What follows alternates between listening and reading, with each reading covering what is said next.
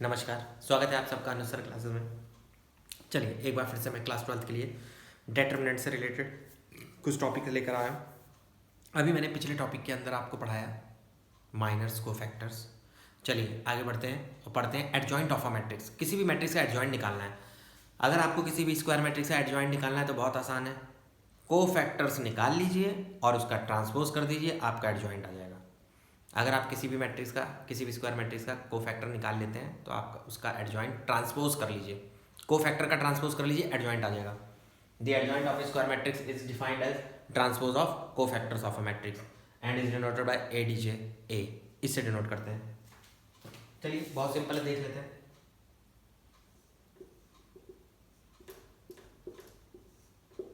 Suppose that ए है, पहले minus निकालेंगे।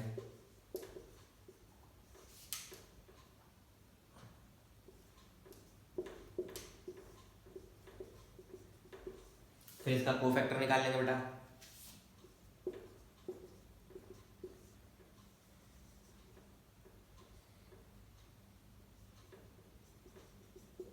अब अगर आपको इसका एडजॉइंट निकालना है तो ट्रांसपोज करना है कोफैक्टर का transpose.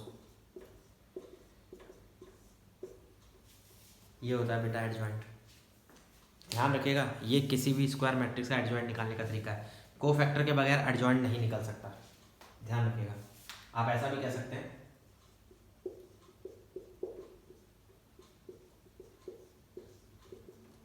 Adjoint A is equal to cofactors का ट्रांसपोज। ध्यान रखिएगा।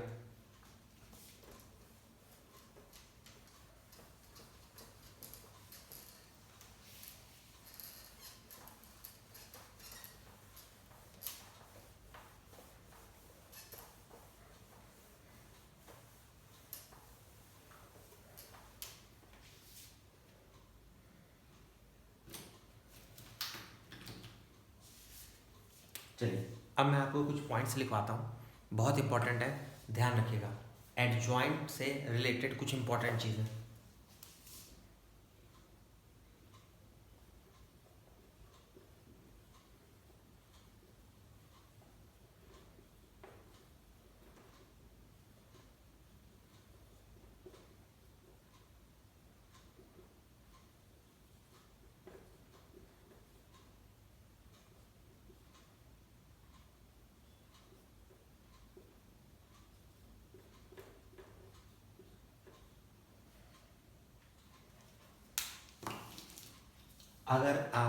अगर ए कोई एन ऑर्डर की मैट्रिक्स है, ए कोई एन ऑर्डर की मैट्रिक्स है, तो उस मैट्रिक्स को एडजॉइंट के साथ मल्टीप्लाई प्री या पोस्ट कुछ भी कर दिया जाए तो डेटर्मिनेंट ए इंटू आइडेंटिटी आता है। अगर ए इंटू एडजॉइंट ए कर दिया जाए तो आंसर डेटर्मिनेंट ए इंटू आई मैट्रिक्स आता है। पहला सबसे इंपॉर्टेंट प्रॉपर्टी है एडजॉइंट का।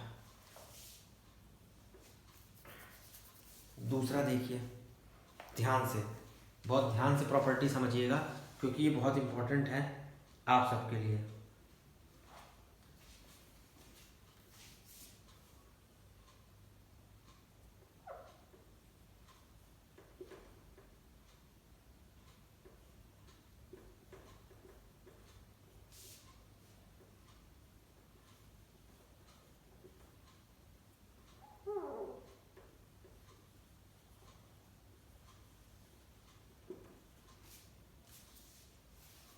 अगर कोई एन ऑर्डर मैट्रिक्स है ए, तो उसके एडजॉइंट ए का डेटर्मिनेंट जो होगा वो उसके डेटर्मिनेंट ए की पावर एन माइनस वन होगा। बहुत इंपॉर्टेंट है, ध्यान रखिएगा। चलिए फिर से ध्यान से देखिएगा।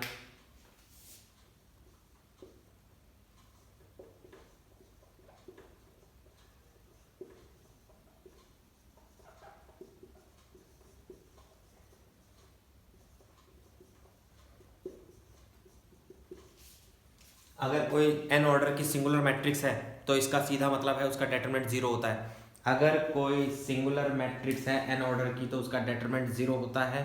बहुत इंपॉर्टेंट की पॉइंट है, याद रखना। तो इसका मतलब नॉन सिंगुलर मैट्रिक्स भी होना चाहिए बेटा।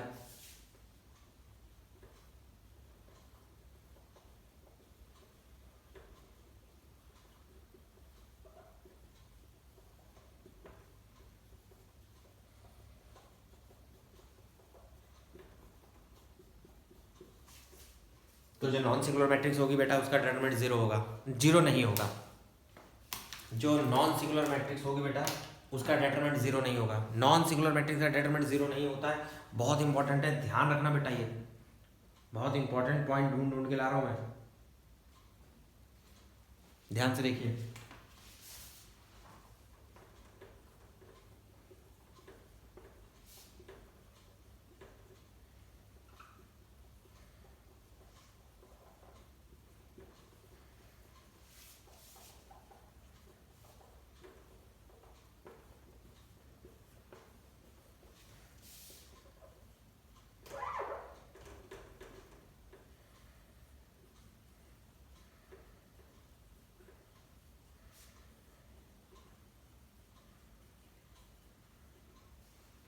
अगर ए और बी दो नॉन सिंगुलर मैट्रिक्स हैं, अगर ए और बी दो नॉन सिंगुलर मैट्रिक्स है बेटा सेम ऑर्डर की, ए और बी दोनों नॉन सिंगुलर मैट्रिक्स हैं और वो भी सेम ऑर्डर की, तो ए बी और B A B non singular होगा सेम ऑर्डर। ए बी और B A B non singular होगा, साथ के साथ सेम ऑर्डर का होगा, याद रखिएगा, बहुत इंपॉर्टेंट है। ध्यान से, छोटी छोटी प्रॉपर्टीज हैं, बहुत इंपॉर्टेंट रोल प्ले करेंगी, ध्यान से देखिएगा इनको। चलिए,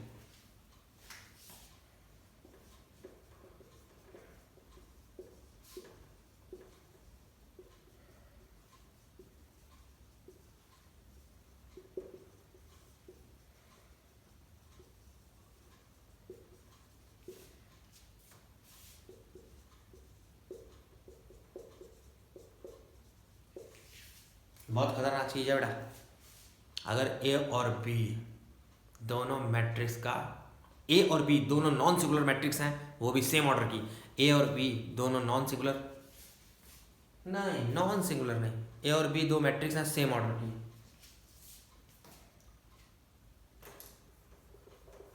सिंगुलर भी हो मुझे कोई प्रॉब्लम नहीं है, हाँ सिंगुलर भी हो सकती है। मैं ये कह रहा हूँ ए और बी कोई भी दो मैट्रिक्स हैं सेम ऑर्डर की, ए और बी दो मैट्रिक्स हैं सेम ऑर्डर की, स्क्वायर मैट्रिक्स, स्क्वायर मैट्रिक्स याद रखना बेटा, स्क्वायर मैट्रिक्स। तो ए बी का होल डेटर्मिनेंट जो होगा बेटा वो डेटर्मिनेंट ए इंटू डेटर्मिनेंट बी में टूट सकता है। ए बी का होल डेटर्मिनेंट डेटर्मिनेंट ए और डेटर्मिनेंट बी में टूट सकता है। यानी ए बी या तो दोनों मैट्रिक्स को मल्टीप्लाई करके डेटर्मिनेंट निकालो, या दोनों का अलग अलग डेटर्मिनेंट निकाल के मल्टीप्लाई कर दो, आंसर सेम होगा। याद रहे A and B square matrix होनी चाहिए सेम ऑर्डर की। बहुत इंपॉर्टेंट पॉइंट है ये, बहुत ही इंपॉर्टेंट, ध्यान रखना बेटा। अब आ जाते हैं मुद्दे पर, जो सबसे इंपॉर्टेंट था।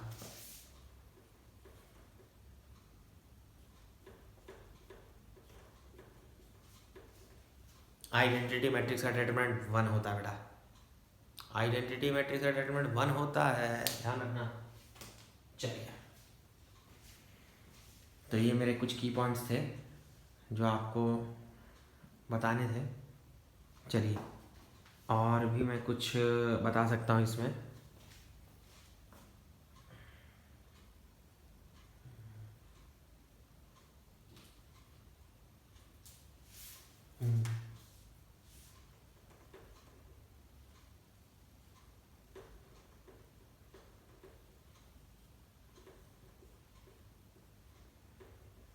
अगर आप किसी भी मैट्रिक्स का ट्रांसपोज कर दें और फिर उसका एडजॉइंट निकालें, या पहले आप एडजॉइंट निकाल लें उस मैट्रिक्स का और बाद में ट्रांसपोज करें, सेम होता है बेटा। बहुत इंपॉर्टेंट पॉइंट है ये भी। अगर आप किसी भी मैट्रिक्स का एडजॉइंट ट्रांसपोज करके एडजॉइंट निकालें, चाहे एडजॉइंट निकाल कर ट्रांसपोज कर दें, सेम होता है बेटा, सेम। चलिए देखिए,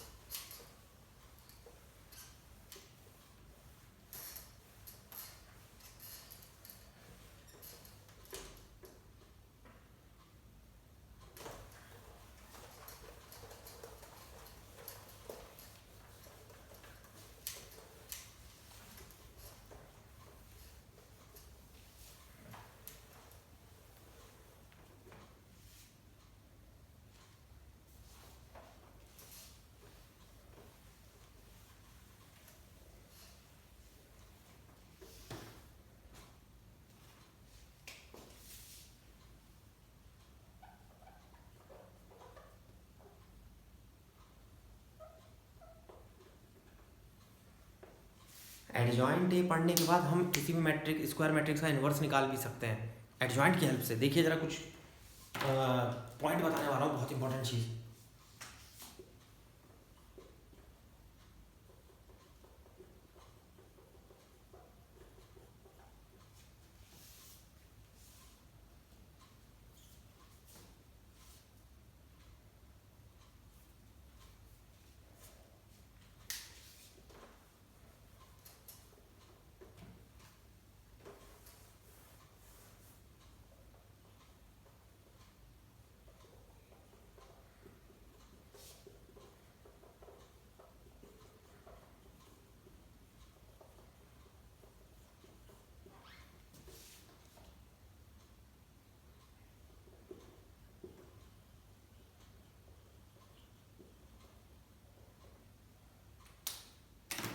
चलिए बहुत इंपॉर्टेंट पॉइंट लिखा है बेटा।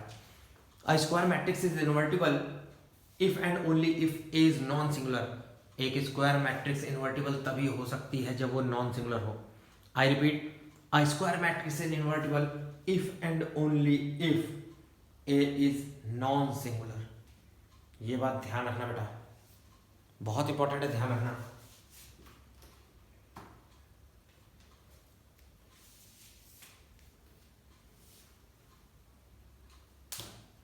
चलिए दिखाता हूँ मैं।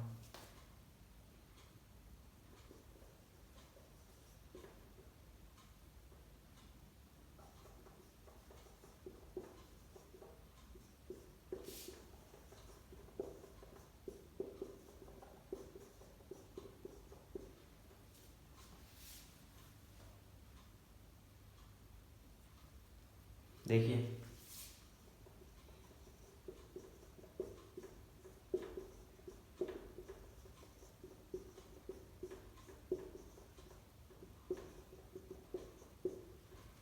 ये मैंने आपको एक प्रॉपर्टी लिखवाई थी एडजॉइंट की, इसमें मैंने पूरी इक्वेशन को डेटरमिनेंट ए से डिवाइड कर दिया, डेटरमिनेंट ए से। अब थोड़ा दिमाग चलाओ।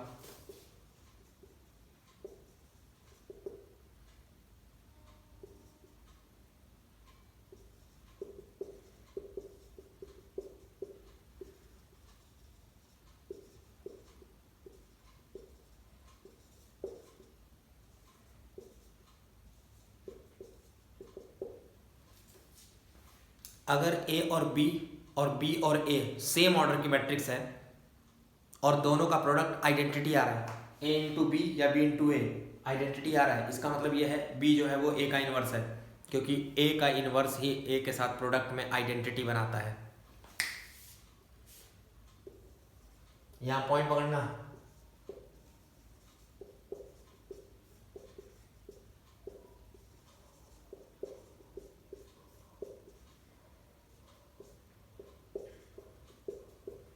इसको इसके साथ कंपेयर करो,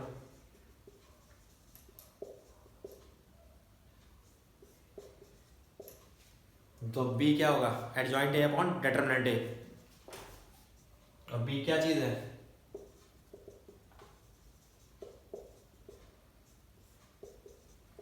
यानी किसी भी स्क्वायर मैट्रिक्स का अगर इन्वर्स निकालना है तो डिटरमिनेंट ए को नॉन सिंगुलर होना पड़ेगा। क्यों? डिनोमिनेटर कभी जीरो नहीं होता भैया, डिनोमिनेटर कभी भी जीरो नहीं होता, और अगर डिनोमिनेटर जीरो नहीं हुआ that means adjoint determinant A कभी जीरो नहीं हो सकता। डिटरमिनेंट ए इसीलिए जीरो नहीं हो सकता, क्यों? क्योंकि डिटरमिनेंट जीरो हो गया तो ए इनवर्स नॉट एग्जिस्ट। इसका सीधे सीधे मतलब है कि अगर कोई स्क्वायर मैट्रिक्स इन्वर्टिबल है तो उसका मतलब है कि वो नॉन सिंगुलर मैट्रिक्स है। याद रखिएगा, यहाँ से मैं ए इनवर्स का फॉर्मूला निकाल लेंगे, adjoint A divide by determinant A. अगर मैं किसी भी स्क्वायर मैट्रिक्स का एडजॉइंट ए निकाल ले गया तो उसका डिटरमिनेंट ए से डिवाइड कर दोगे तो क्या हो जाएगा, ए इनवर्स। याद रखना, नॉन सिंगुलर का, सिंगुलर का नहीं निकल पाएगा ए इनवर्स, सिंगुलर का इनवर्स ही नहीं निकल सकता। इस स्टेटमेंट को प्रूव कर दिया बेटा मैंने, ये बात याद रखना।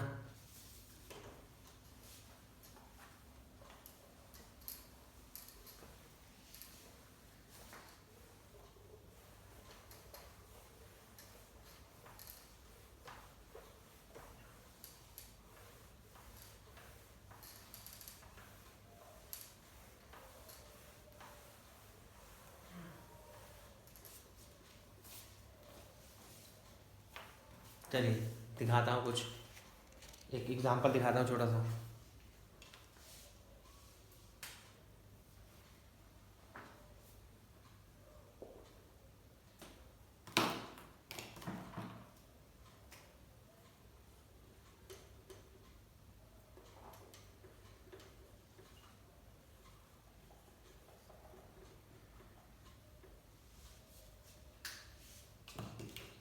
इसका ए इनवर्स निकालना बेटा, इसका ए इनवर्स। सबसे पहले डिटरमिनेंट ए निकाल कर चेक कर ले सिंगुलर है या नॉन सिंगुलर है।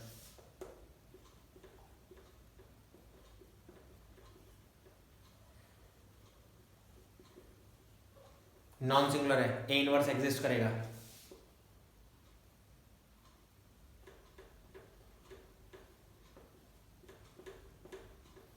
पहले माइनर्स निकालेंगे,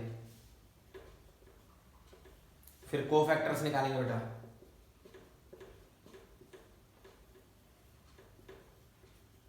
फिर एडजॉइंट ए निकालेंगे ट्रांसपोज करके, फिर ए इनवर्स निकालेंगे।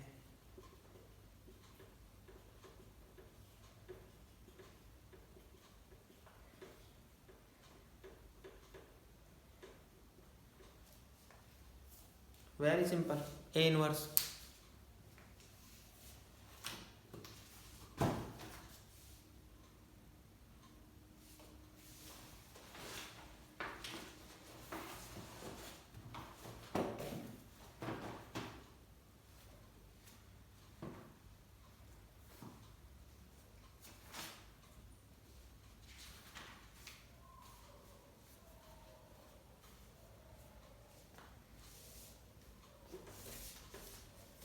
चलिए अब कुछ पॉइंट्स लिखवाता हूँ इनवर्स के।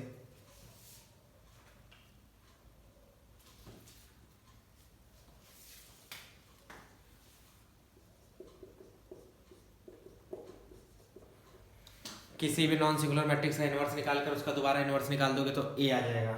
ध्यान रखिएगा, किसी भी इन स्क्वायर मैट्रिक्स का सिंगुलर नॉन सिंगुलर मैट्रिक्स का अगर मैं इनवर्स निकालूंगा और फिर दोबारा इनवर्स निकाल दूंगा तो मेरा आंसर ए ही आ जाएगा। ध्यान रखिएगा।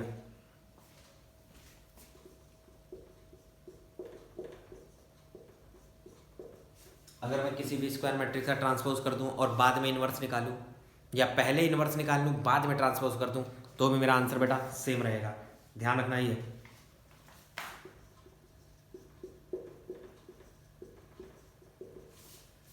जैसे ए बी के ट्रांसपोज का रूल होता है वैसे ए बी के इनवर्स का भी रूल होता है, बी इनवर्स ए इनवर्स। ये याद रखना, बी इनवर्स ए इनवर्स।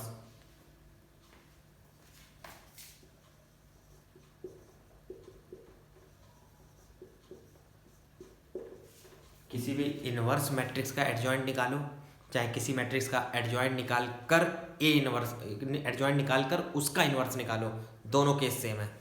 ध्यान रखिएगा, दोनों केस सेम है बेटा, ध्यान रखिएगा ये।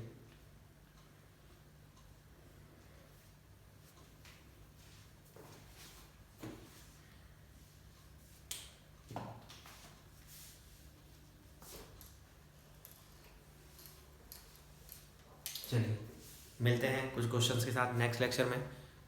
Thank you.